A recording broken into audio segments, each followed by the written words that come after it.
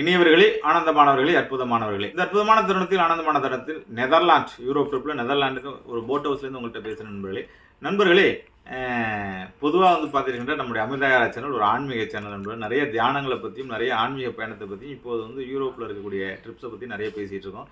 இதற்கிடையில் விஜயகாந்தை மறந்து விட்டீர்கள், கேப்டனை மறந்து விட்டீர்கள், கேப்டனை பற்றி பேசுங்க நண்பர்களே, நன்றாக புரிந்து கொள்ளும் நண்பர்களே.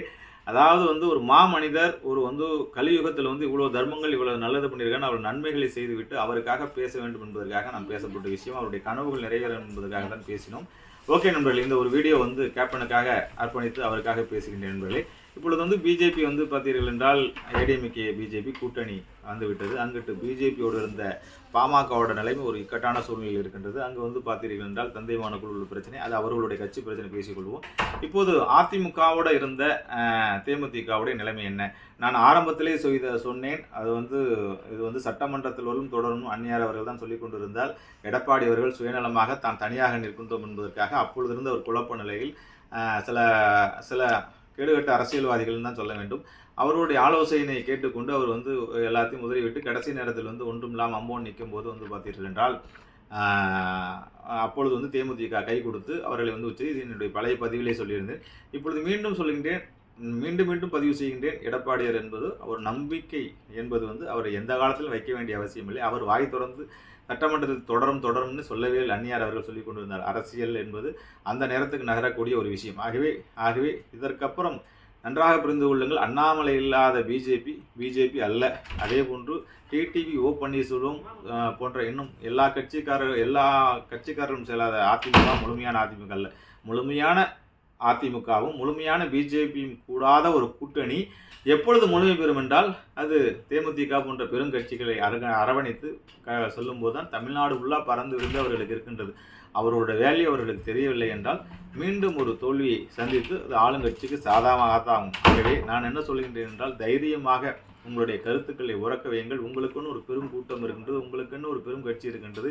விஜயபிரபாகரனை முன்னிலைப்படுத்தி நீங்கள் அடித்து அற்புதமாக சதுராட்டம் ஆடினீர்கள் என்றால் யாரையும் சார்ந்து விஜயகாந்த் அவர்கள் கட்சி ஆரம்பிக்கவில்லை, தனித்து நிற்கின்றதான் ஆரம்பிக்கின்றார். அந்த பலம் இன்னும் இருக்கின்றது. அது விஜயபிரபாகரனுக்கு மிக பெரும் எழுச்சியாக விருதுநகர்கள் எழுந்து வந்தது.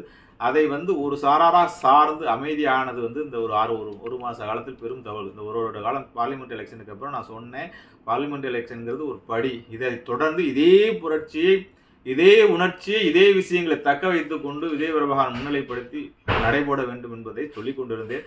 அவர் வந்து எடப்பாடி சொன்னால் நான் தமிழ்நாடு ஃபுல்லாக பிரச்சாரம் பண்ணுறேங்கிற ஒரு வாக்கியத்தை சொன்னார். அன்றே அது வந்து தப்பான ஒரு விஷயம். நம் அரசியலில் யாரை சார்ந்தும் இருக்கக்கூடாது. கேப்டன்கிறது சிங்கம், விஜயகாந்த்ங்கிறது மகா உணர்வு, பரிபூர்ண உணர்வு. அது வந்து சுயம்பு லிங்கம், சுயம்பாக எழுந்துன்னு 2 பெரும் தலைவர்களை கண்ணில் விரல விட்டு ஆட்டின ஒரு தலைவர். அதனால் யாரையும் சார்ந்து இருக்காதீர்கள். கூட்டணிங்கிறது பார்லிமெண்டோட முடிஞ்சு போச்சு. அதுக்கப்புறம் தனியாக ஆவர்த்தனம் செய்யுங்கள், அது உங்களுக்கு மிகப்பெரிய வெற்றியை கொடுக்கும் என்று சொன்னேன். இப்பொழுதாக முடித்துக் கொள்ளுங்கள். என்னுடைய யூடியூப்பில் அப்பப்போ நான் அதை உணர்த்தி கொண்டே தான் இருந்தேன். எல்லா விஷயங்களும் சொல்லிக் கொண்டே இருந்தால் மற்ற விஷயங்களை பேசுவதோட தேமுதிக கேப்டன் மேலோட அபிமானத்தின் வழியாக நிறைய நண்பர்கள் உள்ளே வந்ததுனால இந்த கருத்துக்களை நான் தொடர்ந்து வலியுறுத்திக் கொண்ட நண்பர்களே, இப்பொழுதாவது முடித்துக் கொள்ளுங்கள். விஜயபிரபாகரனை மீண்டும் ஒரு எழுச்சி நாயனாக, மீண்டும் ஒரு புரட்சி நாயனாக, மீண்டும் இது வந்து திமுகவோடு கூட கூட்டணி வைப்பதில் எந்த விதமான தவறும் இல்லை. உங்களுக்கான சுயத்தை நிரூபியுங்கள், உங்களுக்கான கர்ஜனையை மீண்டும் மேற்கொள்ளுங்கள். அது என்றுமே உங்களுக்கு வெற்றி கனியை கொடுக்கும். 2026 உங்களுக்கு வெற்றிகரமாக அமையும். ஆகவே முழுமை பெறாத ஒரு கூட்டணியை பற்றி கவலைப்பட வேண்டாம். அது முழுமையே பெறவில்லை. அண்ணாமலை இல்லாத ஒரு பிஜேபியும் அல்ல, ஓபிஎஸ் டிடிவி இல்லாத ஒரு அதிமுகவும் இல்லை. ஒரு 2 அறகுறையான விஷயங்கள் வந்து ஒன்று சேர்ந்திருக்கின்ற அது முழுமையடை போவதில்லை நண்பர்களே. அது முழுமையடைவதற்கு தேமுதிக போன்ற பெரும் கட்சிகள், பெரும் மக்கள் செல்வாக்குள்ள ஒரு கட்சிகள் வந்து ஒன்று சேர்ந்தாதான் அது முழுமை வரும். ஆகவே இதை குருமூர்த்தி போன்றவர்கள் சின்ன குத்தூசி பெரிய குத்தூசி மாதிரி இல்லாமல் ஒரு ஷோ என்ற ஒரு பெரும் ஞாபகத்தை செய்து கொண்டிருக்கின்றார். ஆகவே இது முழுமை பெறாத ஒரு கூட்டணியை நினைத்து வருத்தப்பட வேண்டாம். ஆகவே தொடர்ந்து அதை பற்றிய விமர்சனங்களை வைத்துவிட்டு உங்களுடைய சிங்கநடையை போட்டு தொடர்ந்து நடங்கள். வெற்றி உங்களை பின்தொடரும் என்பதை சொல்லிக்கொண்டு உங்களுக்கு விடைபெறும் நண்பர்களே. வாழ்த்துக்கள். வாழிய நலம், வாழிய பல்லாண்டு.